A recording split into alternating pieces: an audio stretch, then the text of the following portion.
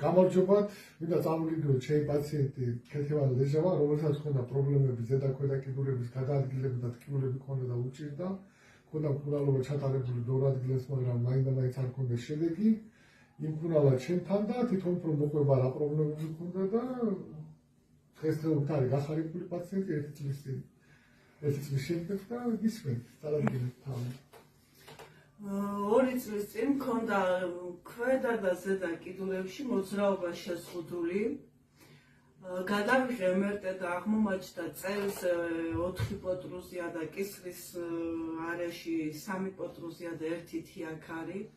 გადავიღე ხო და მუხლებში აღმომაჩნდა გაჟონვა, სინოვიალური სითხე და ბეიკერის ცისტა.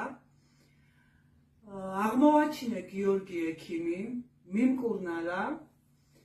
და 2 თვის შემდეგ ფაქტურად თავიდან დავიბადე. გადავიღე თავიდან ხო და უკვე სითხე გამქრალი იყო, გამონაჟონი და მოძრაობა უკვე შეზღუდული აღარ მაქვს, თავისუფლად დავდივარ.